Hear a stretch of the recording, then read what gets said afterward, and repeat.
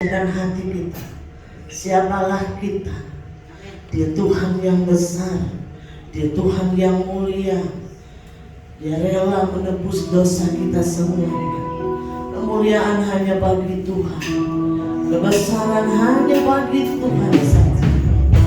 Terima kasih Tuhan, terpuji bagi nama-Mu Tuhan.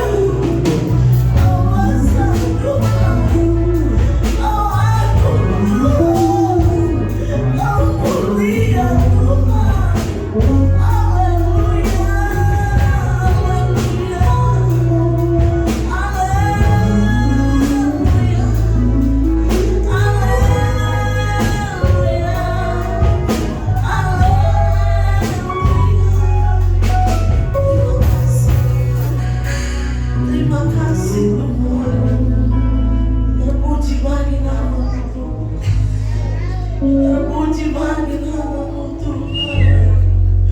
Haleluya, haleluya. Kami bersyukur padamu Tuhan pagi hari ini. Tuhan, Kau tak tinggalkan kami. Tuhan, Kau tak biarkan kami Tuhan. Besar anugerah-Mu dalam hidup kami. Kami rasakan lagi pagi hari ini Tuhan. Kami sehat kuat ini semua karena kasih karunia-Mu, anugerah-Mu yang kami boleh nikmati Bapa. Terima kasih Tuhan. Kami mau memuji menyembah-Mu. Kami mau bersorak karena Engkau selalu memberi kemenangan dalam hidup kami Tuhan. Di luar Engkau kami tidak dapat berbuat apa-apa Tuhan. Karena hanya ada Engkau lah yang ada di dalam hidup kami Tuhan. Mari Kau ada di tempat ini. Mari Kau ada di setiap hati kami Tuhan. Lawati kami pribadi, lepas pribadi kami Tuhan. Engkau yang lebih mengerti kehidupan kami Tuhan. Engkau yang lebih tahu kehidupan kami Tuhan. Engkau yang lebih mengenal kehidupan kami Bapa. Jawab kami Tuhan. Sentuh kami Bapa. Biarlah kami hanya tertuju kepada-Mu Tuhan. Di tengah ibadah kami pagi hari ini Tuhan. Ampuni segala dosa salah kami Tuhan. Layakkan kami, sucikan, kuduskan kembali kehidupan kami. Kami akan mulai ibadah kami pagi hari ini. Dan di dalam nama Tuhan Yesus Kristus. Haleluya. Amin. Puji Tuhan saudara. Tuhan kita adalah Tuhan yang heran. Amin. Tuhan kita adalah Tuhan yang kuat. Yesus pernah terheran-heran melihat iman dari satu prajurit. Pagi hari ini saya rindu itu juga dilihat oleh Tuhan. Bahwa kita menyembah kepada Allah yang besar melalui iman saya dan saudara. Dia besar, Dia kuat, Dia luar biasa. Nama Yesus heran dan besar.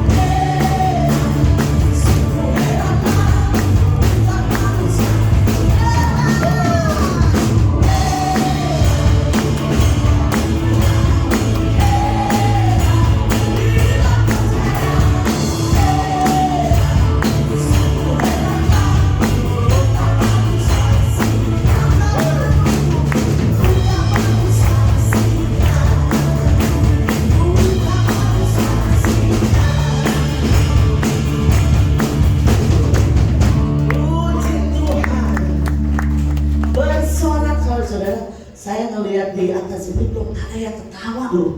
Padahal nama Yesus adalah nama yang heran. Cinta Yesus, cinta yang heran. Cinta manusia seringkali ada pudarnya, tapi cinta Tuhan Yesus untuk selamanya gak pernah pudar. Coba senyum saudara satu dengan yang lain. Gak usah salah nih, senyum supaya saya gak tegang. Bersorak-sorak hai umat Tuhan.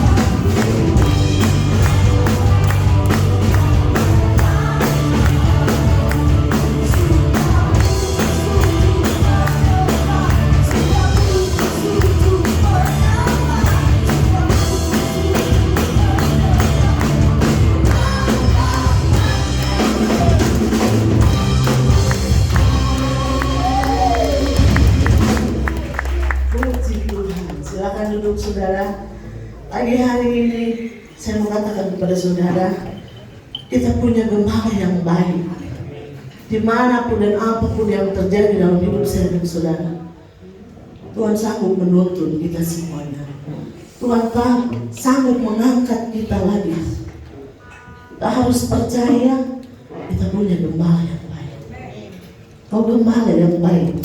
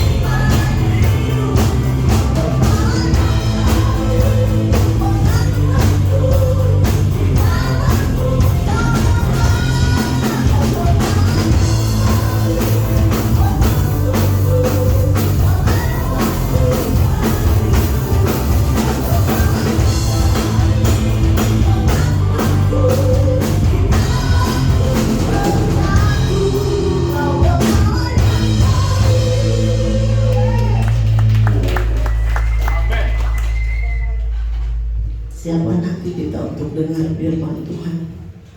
Saya mau mengajak saudara untuk menyanyikan pujian ini. Mungkin buat di tempat ini baru, tapi buat di Jakarta lagu ini mungkin sudah sering didengar. Seringkali kita berkali-kali merasakan pertolongan Tuhan. Seringkali kita berkali-kali merasakan kekuatan dari Tuhan. Tapi seringkali kan kita juga berkali-kali tidak tahu mengucap syukur. Sekalipun kita tidak setia, Tuhan Yesus tetap setia. Yesus setia.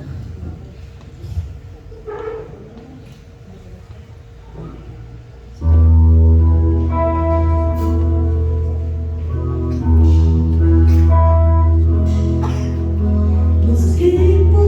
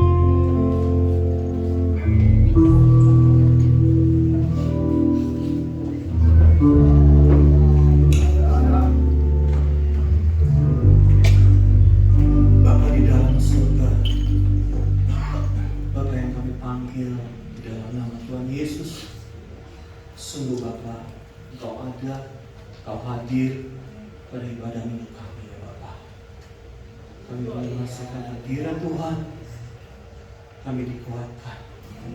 Engkau adalah Allah yang suka dipuji, disembah. Biarlah pujian kami ya Bapa. Engkau Allah disenangkan. Dan tiba saatnya Tuhan, kami rindu untuk diisi oleh kebenaran firman Tuhan. Bapa, Engkau kuduskan hamba-Mu Tuhan yang menyampaikan firman Tuhan. Pakai lidah bibirnya ya Tuhan.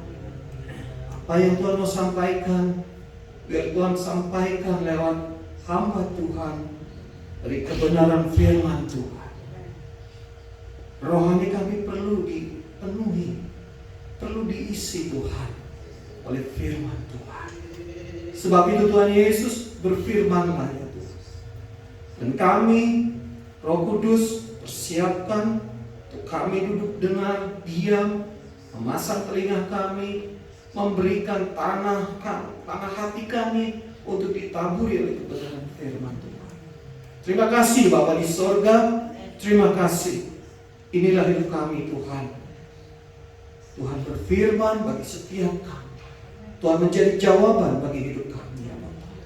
Terpuji nama Tuhan. Dalam nama Tuhan Yesus kami berdoa. Haleluya. Amin.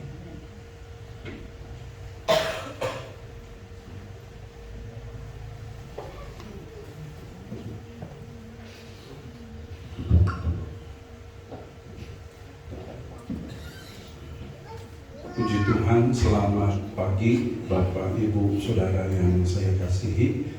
Salam sejahtera buat kita semua. Pagi hari ini saya rindu mengajak Bapak, Ibu, Saudara untuk membuka Alkitab kita yang terdapat dalam Lukas pasal 15.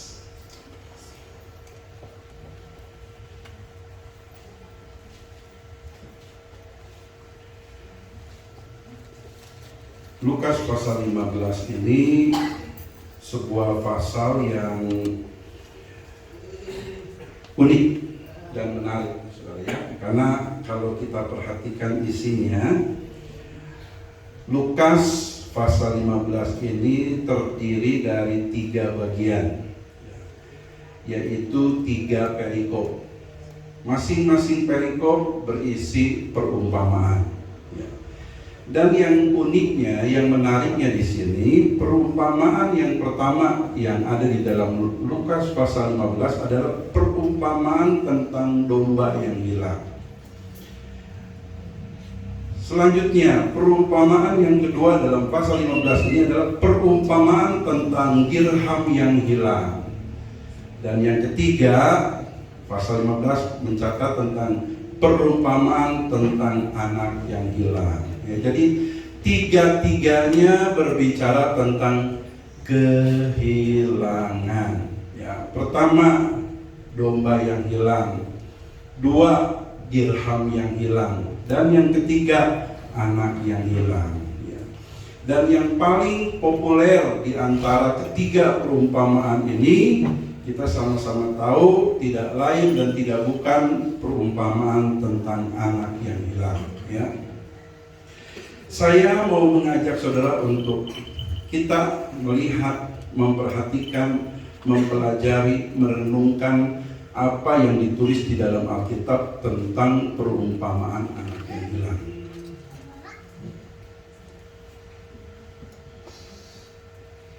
Banyak hal yang bisa kita dapat melalui perumpamaan ini. Kenapa saya katakan demikian? Karena 10 kali saya dengar hamba Tuhan, pendeta, khotbah tentang perikop ini, 10 kali mereka berbicara tentang hal yang berbeda satu dengan yang lain. Artinya perumpamaan ini memiliki makna yang sangat luas. Ya.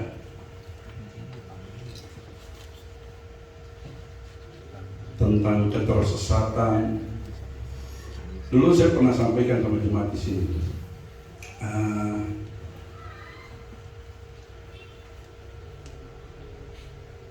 Judulnya kan perumpamaan tentang anak yang hilang. Nah, yang jadi pertanyaan, sebetulnya yang hilang di sini siapa?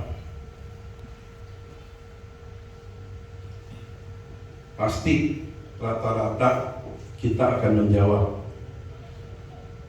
anak bungsu dong. Dia akan lari dari rumah, bawa harta papahnya, berfoya-foya, ya, main judi, main perempuan, terus bertobat balik lagi ke rumah. Jadi jelas anak yang hilang ini adalah anak bungsu. Tapi pertanyaannya sekali lagi, apakah benar yang disebut anak hilang ini adalah anak bungsu?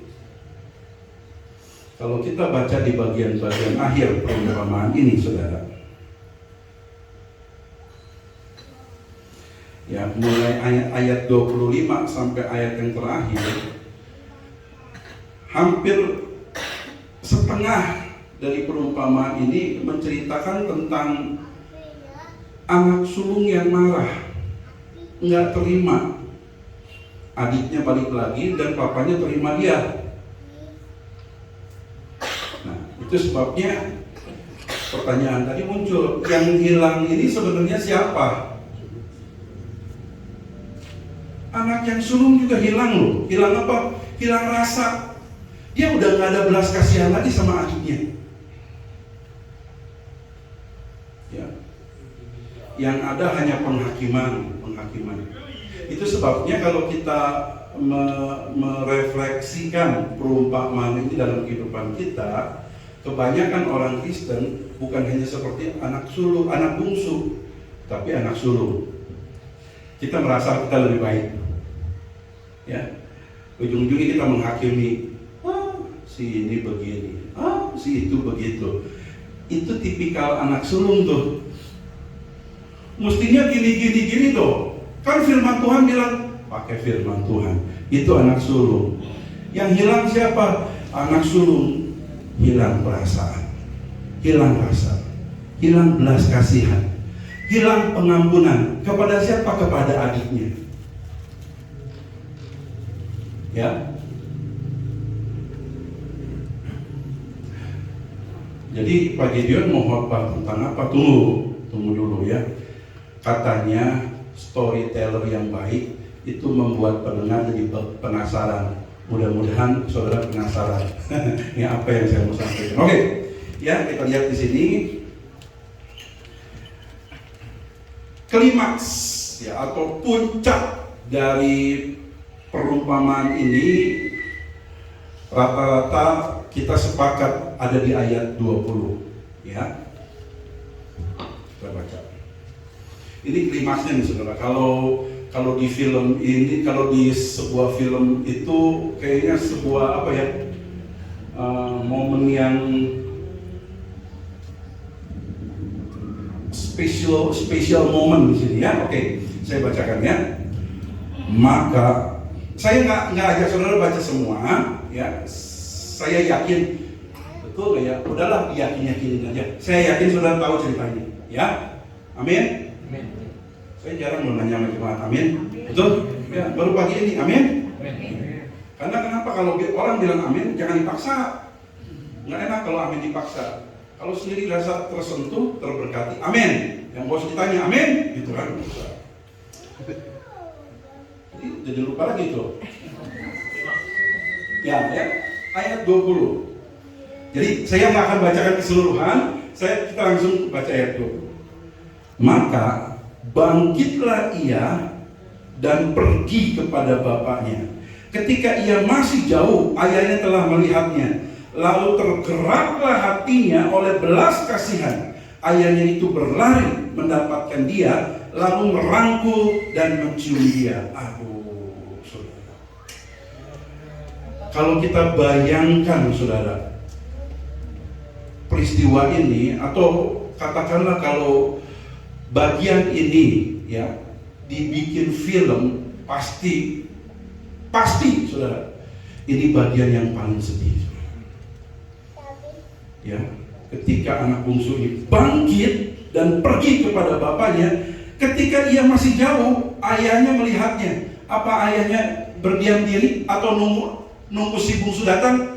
Tidak, Alkitab katakan. Lalu tergeraklah hatinya oleh belas kasihan. Nah di sini saudara, ini yang buat saya nih luar biasa. Ayahnya itu berlari mendapatkan dia, lalu merangkul dan mencium dia. Ayahnya loh yang lari. Yang berdosa siapa? Yang salah siapa? Yang meninggalkan rumah siapa? Anak bungsu. Tapi ayahnya yang lari mendapatkan anak bungsu itu. Wah, memang ini ya tidak salah kalau dikatakan ini puncak ya atau klimaks dari kisah atau perumpamaan ini. Namun saya belum masuk pada inti khotbah saya pada pagi hari ini. Udah setengah khotbah belum? Pagi ini saya akan khotbah lebih panjang dari biasanya. Kalau kita perhatikan perumpamaan ini, memang puncak atau klimaksnya ada di ayat 20. Tapi kalau kita perhatikan saudara, the turning point, titik baliknya bukan di ayat 20. Saudara perhatikan. The turning point, titik balik daripada kisah ini, cerita yang ada dalam perumpamaan ini bukan di ayat 20. Yaitu ada di ayat 15 sampai 18. Ini turning point-nya. Ini titik baliknya, saudara. Ya, ayo kita baca. Lukas pasal 15 ayat 15 sampai ayat 18. Lalu si bungsu pergi dan bekerja pada seorang majikan di negeri itu. Orang itu menyuruhnya ke ladang untuk menjaga babinya. Lalu ia ingin mengisi perutnya dengan ampas yang menjadi makanan babi itu, tetapi tidak seorang pun yang memberikan kepadanya. Lalu ia menyadari keadaannya, katanya, betapa banyaknya orang upahan Bapakku yang berlimpah-limpah makanannya, tetapi aku di sini mati kelaparan. Baru ayat 18. Aku akan bangkit dan pergi kepada Bapakku dan berkata kepadanya, Bapa, aku telah berdosa terhadap sorga dan terhadap Bapa.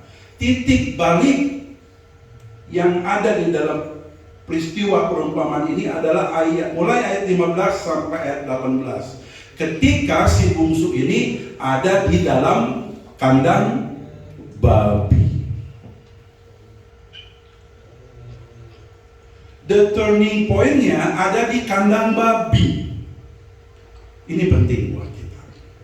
Seringkali itu hanya sebagai keterangan tempat saja, tapi saya khusus mau bicara tentang kandang babi.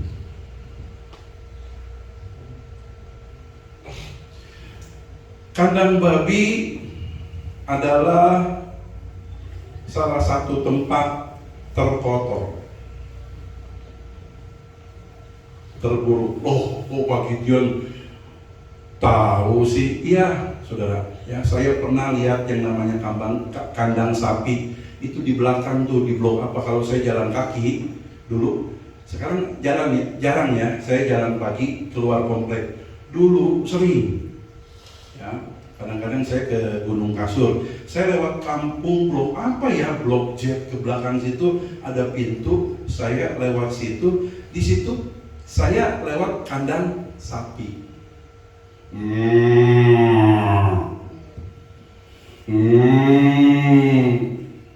Bau nggak? Tahu lah. Dari situ saya kenalan sama yang punya sapi.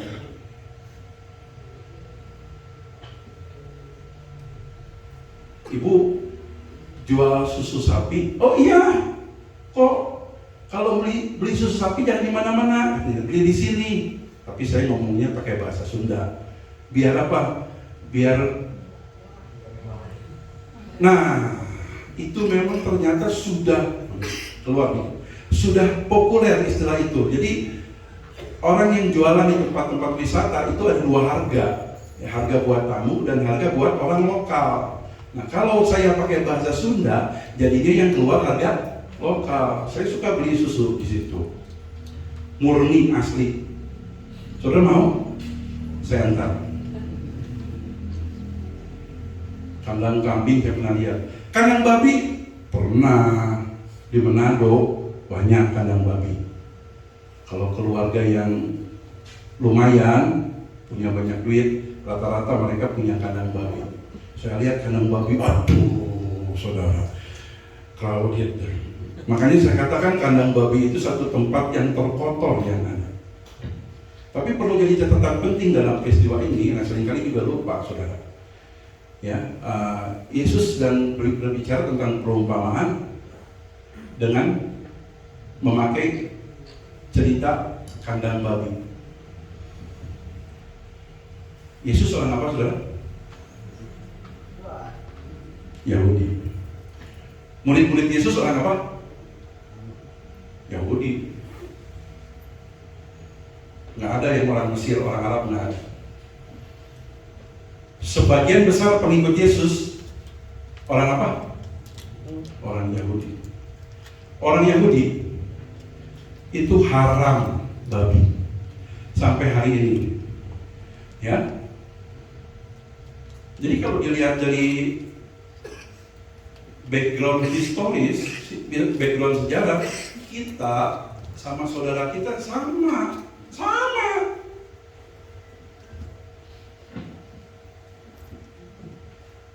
Cuma agama Kristen aja yang bilang babi halal.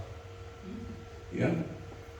Saudara kita orang Yahudi, orang Israel sampai hari ini haram makan daging babi.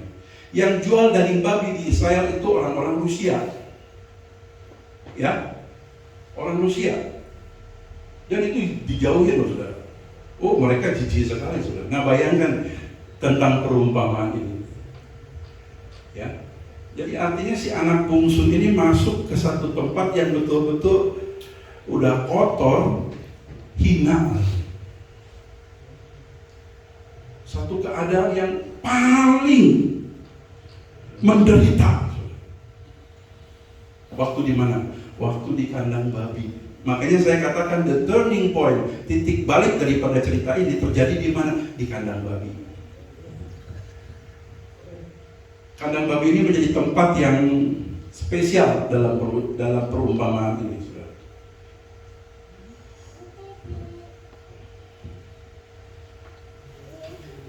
Yang saya mau sampaikan kepada saudara, sadar tidak kita? Kadang-kadang Tuhan membawa hidup saudara dan saya ke dalam kandang babi.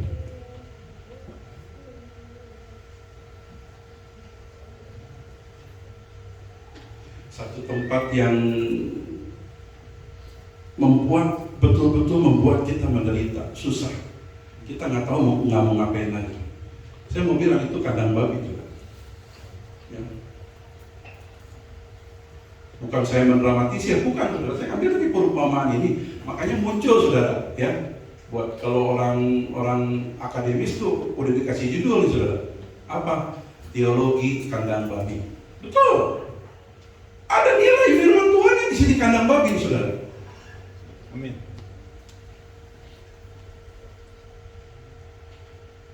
Jujur,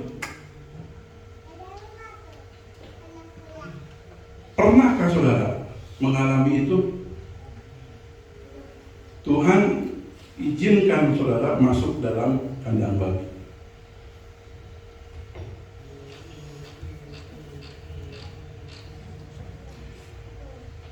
Saya tidak mau ambil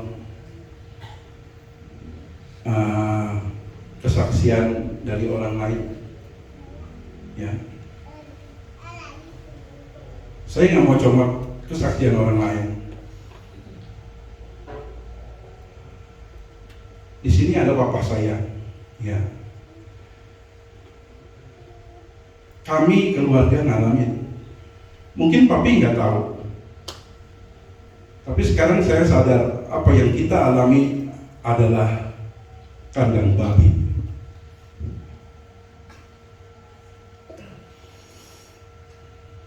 Apa yang papi saya alami, apa yang keluarga kami alami, kami pernah masuk dalam kandang babi. Betul, Bi?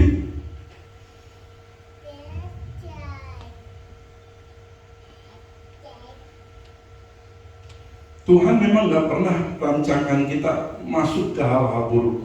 Tapi saya mau bilang sama saudara, Tuhan izinkan kita masuk ke satu situasi, ke kondisi yang buruk. Supaya apa? Supaya Tuhan mau menyelamatkan kita. Amin.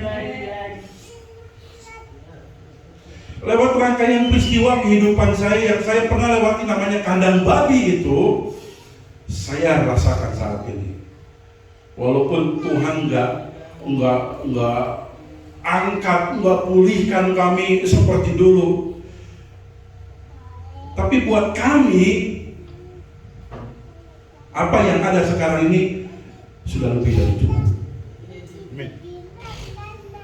Pengalaman kandang babi ini membuat kita tahu mengucap syukur sama Tuhan.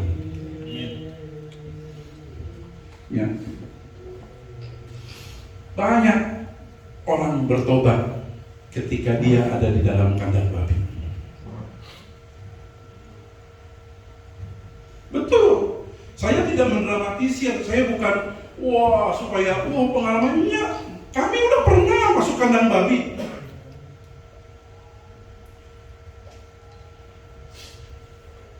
Sampai saya dengar, bukan kebetulan saat ini papi saya setia beribadah, ya, duduk paling belakang sama segaris dengan saya.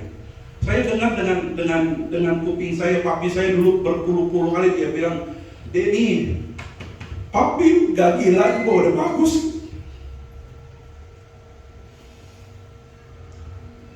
Papi gak sampai gila juga itu udah bagus. Papa saya bilang begitu. Itu pengalaman kandang babi. Tapi apa yang Tuhan buat sangat indah.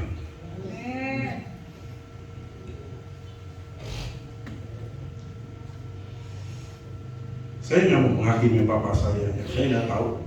Mungkin papi saya dulu terlalu serakah, ya mungkin dalam menangani proyek di Sukabumi. Tapi apa yang Tuhan buat itu indah.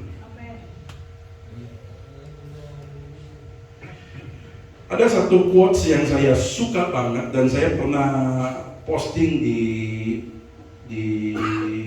status saya, ya. Quotes itu ada fotonya orang jatuh lagi naik kuda. Kata-katanya ini, saudara, ini menyentuh saya sendiri. Kadang Tuhan menyadarkan seseorang dengan cara menjatuhkannya.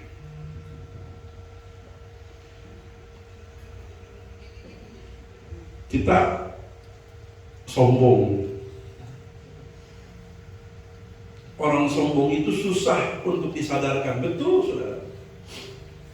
Walaupun istri bilang, walaupun suami bilang, lu sombong. Enggak, gua nggak sombong. Betul, saudara. Orang sombong itu paling susah disadari. Dengan cara apa Tuhan menyadarkan kita?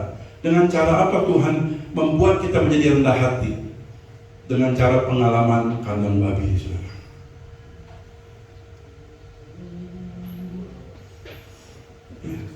Kadang Tuhan menyadarkan seseorang dengan cara menjatuhkan. Tuhan memang sengaja buat jatuh supaya kita sadar, oh iya, ini kan anak bungsu kan sadar ini kandang babi. Makanya saya katakan the turning point, titik baliknya di kandang babi, saudara. Ketika kita ada di kandang babi, kita sadar, oh iya saya serakah, oh iya saya sombong, oh iya, saya sudah berdosa. Kalau nggak masuk kandang babi, kita nggak sadar, saudara. Saya nggak tahu seberapa banyak di sini jemaat yang sudah pernah masuk tanda petik kandang babi.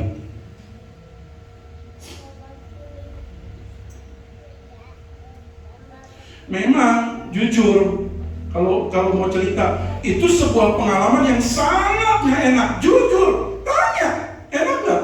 Tanya sama papa saya. Papa saya bilang, Den, papi nggak gila juga udah bagus. Bilang begitu. Itu bukan sekali dua kali papi saya bilang.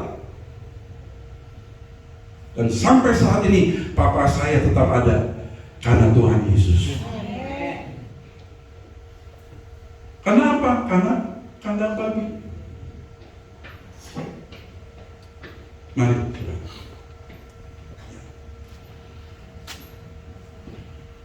kita lebih peka lagi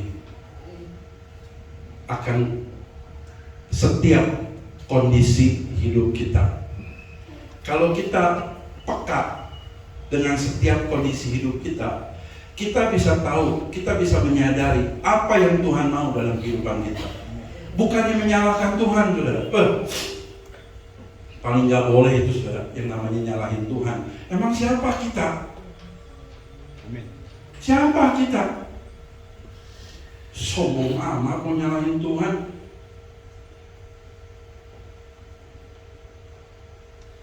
Ya.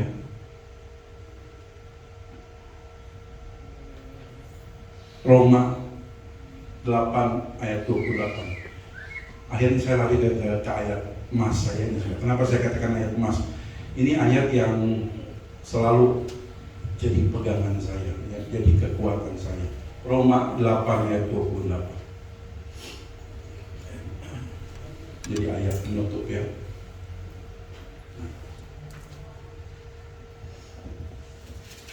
Kita tahu sekarang bahwa Allah turut bekerja dalam segala sesuatu untuk mendatangkan kebaikan bagi mereka yang mengasihi Dia, yaitu bagi mereka yang terpanggil sesuai dengan rencana Allah.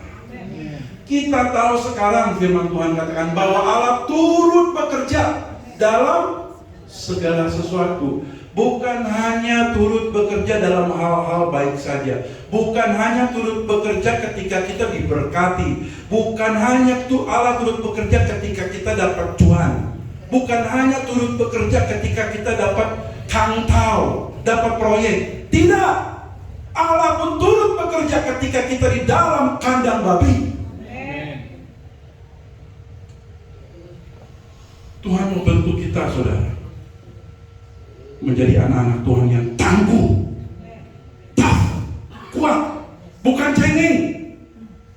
Amin.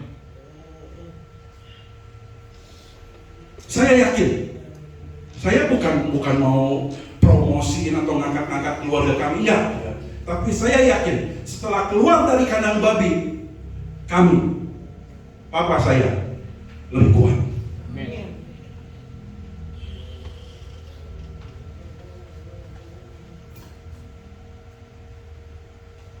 Tuhan memberkati kita semua, ya. Sederhana firman Tuhan, tapi biarlah itu tertanam dalam hati kita, menjadi renungan kita dalam kehidupan kita, ya. Sekali lagi saya tidak tahu bagaimana kondisi saudara sekarang. Apakah saudara pernah mengalami itu ataupun belum? Kalau saudara katakan, nih saya jangan sampai, makanya saudara, kalau yang sombong cepat-cepat sadar. Kalau yang serakah cepat-cepat sadar. Kalau nggak sadar-sadar, nanti dimasukin kandang babi. Betul. Ini bukan ancaman, saudara. Loh, kok pendeta ngancamnya? Betul.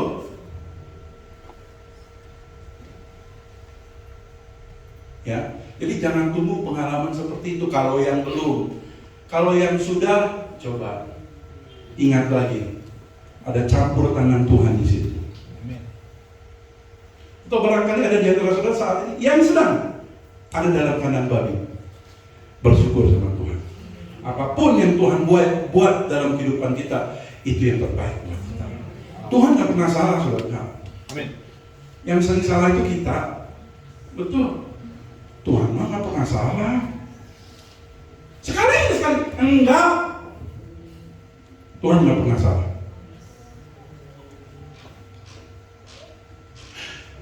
Kan Pak Gideon di Alkitab ada beberapa ayat mengatakan, maka menyesallah Tuhan. Nah itu kan salah. Oh bukan.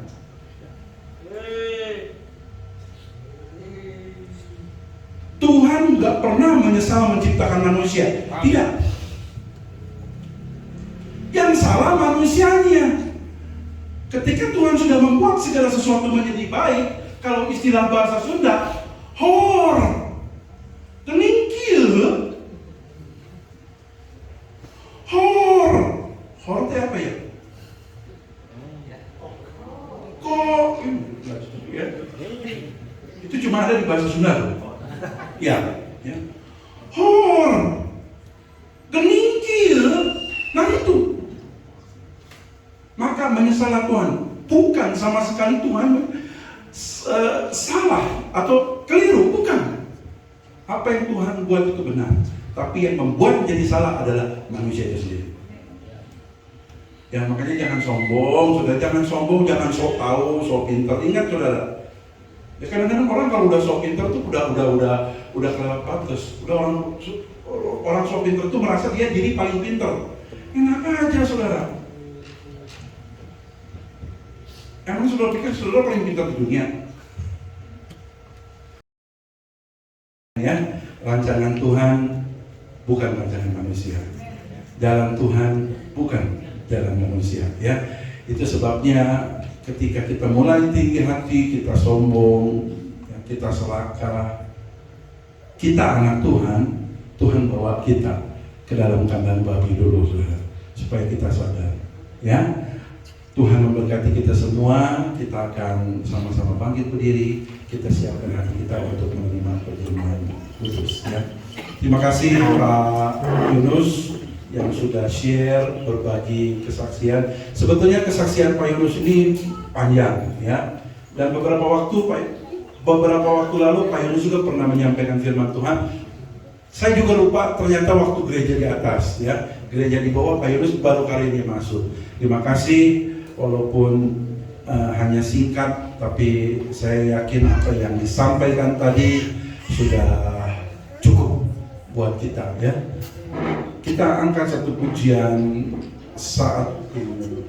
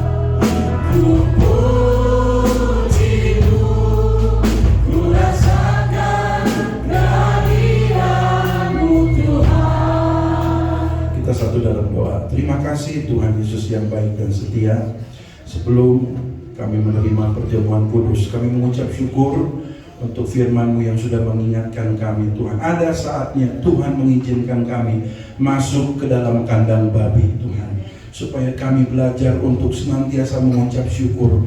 Supaya kami belajar untuk hidup tidak serakah. Supaya kami belajar hidup tidak sombong, tidak tinggi hati, tidak angkuh, ya Tuhan. Terima kasih untuk semua yang Tuhan buat dalam kehidupan kami, ya Yesus. Kami percaya, kami aminkan firman-Mu bahwa Engkau turut bekerja dalam segala sesuatu untuk mendatangkan kebaikan bagi kami, orang-orang yang sungguh-sungguh mengasihi Engkau, Tuhan. Terpujilah nama-Mu. meteraikan firman-Mu Tuhan dalam hati kami, sempurnakan dalam tingkah laku hidup kami sehari-hari. Nama Tuhan dipermuliakan. Saatnya Tuhan kami akan menerima perjamuan kudus pada pagi hari ini, makan roti dan minum anggur-Mu Tuhan. Tuhan, ampuni segala dosa dan kesalahan kami, sucikan kami, kuduskan kami. Dan saat ini saya mengundang Om Joni dan Pak Henry untuk maju ke depan. Kami berdoa Tuhan untuk kedua hamba-Mu, Om Joni dan Pak Henry yang akan melayani perjamuan kudus. Tuhan juga sucikan mereka, layakan mereka Tuhan, supaya pelayanan mereka pagi hari ini bisa menjadi berkat dan nama Tuhan dipermuliakan. Di dalam nama Tuhan Yesus Kristus kami sudah berdoa mengucap syukur. Haleluya, amin. Jemaat dipersilakan duduk dan kita angkat terus pujian ini.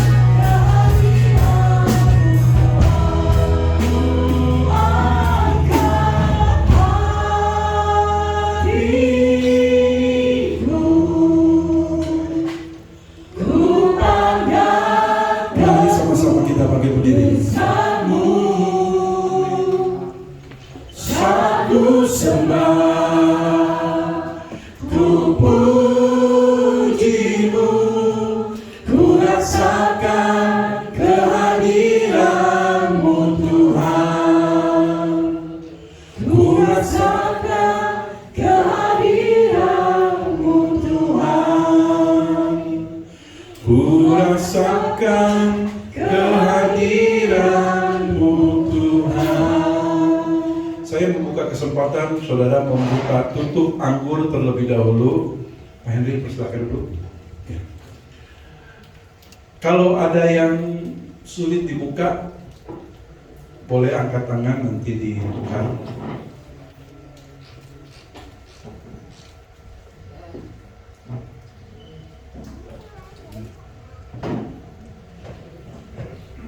Ya, kita pegang roti di tangan kanan kita dan anggur di tangan kiri. Angkat tangan kanan kita ke atas. Roti ini adalah simbol dari tubuh Kristus yang sudah mati di atas kayu salib. Bukan untuk dirinya sendiri, tapi untuk saudara dan saya. Firman Tuhan katakan, karena begitu besar kasih Allah kepada saudara dan saya, kepada dunia ini, sehingga Ia mengaruniakan anaknya yang tunggal, sehingga barang siapa yang percaya kepadanya tidak binasa, melainkan beroleh hidup yang kekal. Selesai saya membacakan ayat firman Tuhan, kita sama-sama makan roti ini. Sebab apa yang telah kutuliskan kepadamu telah aku terima dari Tuhan, yaitu bahwa Tuhan Yesus pada malam waktu Ia diserahkan mengambil roti, dan sesudah itu Ia mengucap syukur atasnya. Ia memecah-mecahkannya dan berkata, inilah tubuhku yang diserahkan bagi kamu, perbuatlah ini menjadi peringatan akan aku. Di dalam nama Tuhan Yesus Kristus kita sama-sama makan roti ini.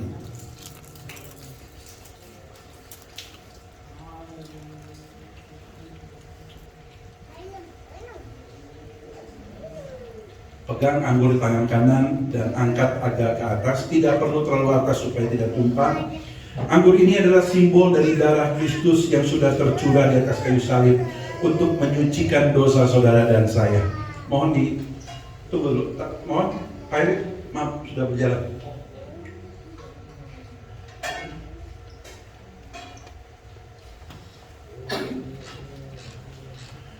Anggur ini adalah simbol darah Kristus yang sudah menyucikan dosa saudara dan saya. Meskipun merah, dosa kita merah seperti kirmisi, Dia akan menjadikan putih seperti salju. Sekalipun dosamu merah seperti kain kesumba, Dia akan menjadikan putih seperti bulu domba. Tuhan akan mengampuni setiap dosa kesalahan kita, karena Dia adalah setia dan adil. Satu hal yang Tuhan mau, pergi dan jangan berbuat dosa lagi. Selesai membacakan ayat firman Tuhan, kita sama-sama minum anggur ini. Demikian juga Ia mengambil cawan sesudah makan, lalu berkata, cawan ini adalah perjanjian baru yang dimeteraikan oleh darahku. Perbuatlah ini setiap kali kamu meminumnya menjadi peringatan akan aku. Di dalam nama Tuhan Yesus Kristus, kita sama-sama minum anggur ini.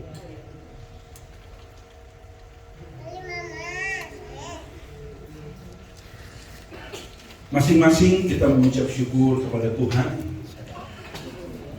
Saya undang saudara Aldi untuk maju ke depan memimpin kita dalam doa, sekaligus doa untuk persembahan.